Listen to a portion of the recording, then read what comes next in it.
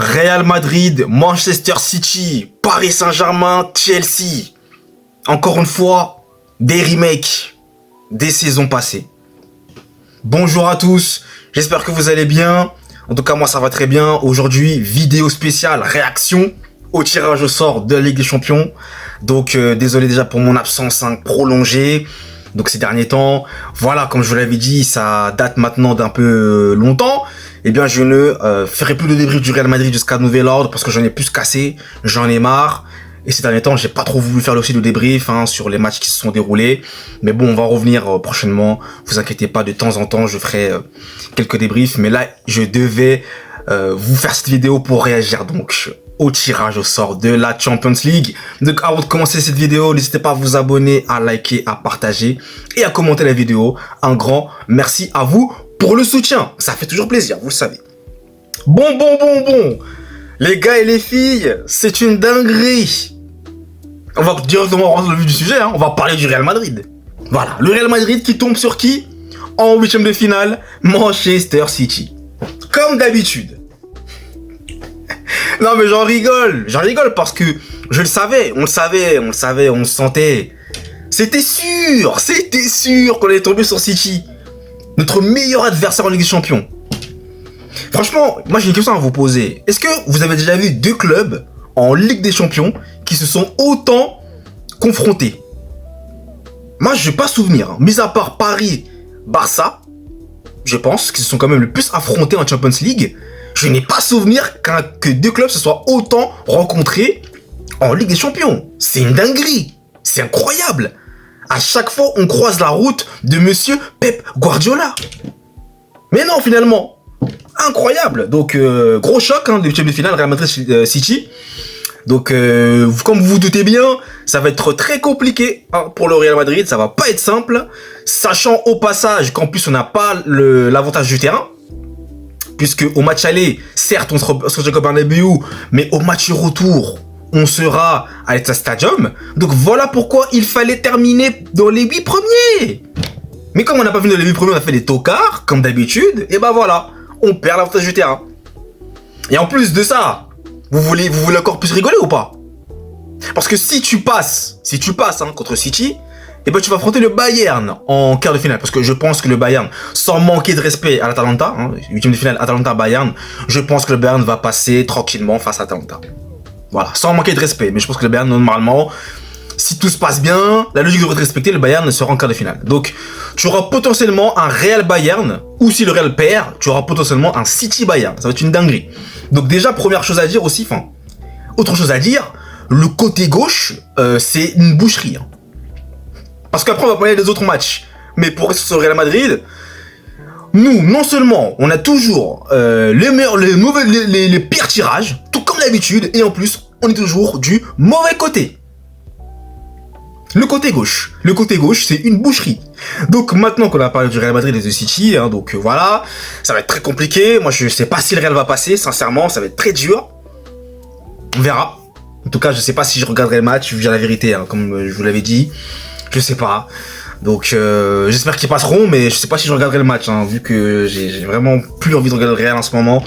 Franchement, ça me gave. Mais bon, je suis toujours avec eux quand même. Voilà, je regarde peut-être le résultat, mais le match en lui-même, je pense pas que je regarderai. Donc ça va être très compliqué. Mais bon, j'y crois quand même, en vite fait, mais je suis pas non plus confiant. Je vais vous dire la vérité, je suis pas très confiant. Surtout qu'un City qui est quand même en pleine forme, je trouve qu'il retrouve de la confiance aussi ces derniers temps. Donc ça va être... je pense que ça va être compliqué. Ça va être compliqué pour le Real. Très clairement, ça va être compliqué. Donc ensuite, eh bien, Paris-Chelsea. Voilà, donc les retrouvailles. La dernière finale de... comment ça s'appelle déjà? La Coupe du Monde des clubs, ouais. Voilà, donc la finale, donc c'était le remake, donc la finale. Donc Paris a des comptes à régler avec Chelsea, parce que Chelsea les avait tapé 3-0 lors de cette finale-là. Donc Paris, qui est en ce moment, je dirais pas en plein doute, mais qui manque un peu d'intensité, d'impact physique. Donc là, face à Chelsea, c'est parfait, puisque Paris va falloir qu'ils se relancent et qu'ils mettent de l'impact, s'ils veulent passer. Parce que Chelsea... moi, je vous le dis, ça va mettre de l'impact, ça va mettre de l'intensité. Moi, j'en suis persuadé. Ça, c'est sûr, c'est clair. Donc là, Paris, il n'y a pas le choix, va falloir élever le niveau de jeu, comme l'a dit Yanis de la chaîne L'Immigré Parisien, va falloir élever le niveau de jeu, il n'y a pas le choix. Si Paris veut avoir une chance de passer au prochain tour, va falloir absolument qu'ils élèvent leur niveau de jeu, et ça va pas être simple face à une très belle équipe de Chelsea. D'ailleurs, Chelsea aura aussi l'avantage du terrain, puisqu'ils ont terminé dans les 8 premiers. Ils joueront à domicile, donc, lors du match retour, chez eux, à Stamford Bridge. Et vous savez que là-bas, c'est très chaud de jouer là-bas, vous savez très bien.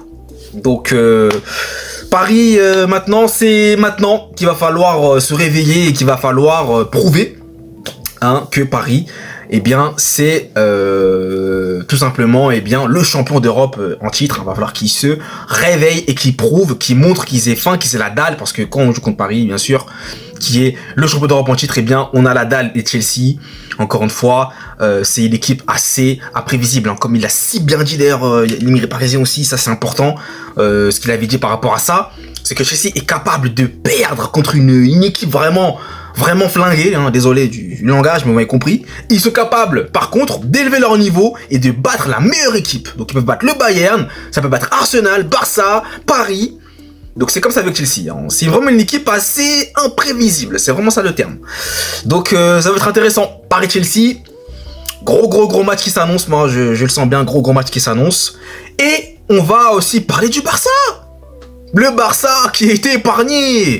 Le Barça qui est du bon côté du tableau, côté droit, et qui va donc défier Newcastle en 8e de finale. Et d'ailleurs, le Barça est très bien, puisque non seulement ils sont du bon côté du tableau, ils ont fini parmi les 8 premiers, donc ils ont l'avantage du terrain, ce qui veut dire, vous avez compris, qu'ils vont jouer leur match retour à domicile.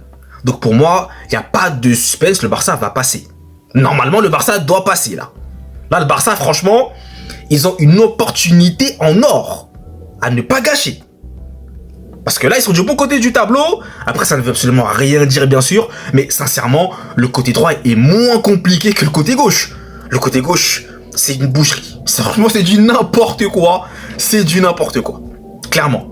Donc, le Barça a une opportunité. Et il ne faut pas la gâcher. Donc, Newcastle, c'est un adversaire qui est clairement à la portée du Barça. Maintenant, attention, faut pas non plus sous-estimer l'adversaire. C'est Newcastle quand même. Newcastle quand même, c'est plutôt pas mal. Ça met l'intensité, ça met de l'impact. Après, je vois pas le Barça sortir face à Newcastle. Maintenant, on sait jamais.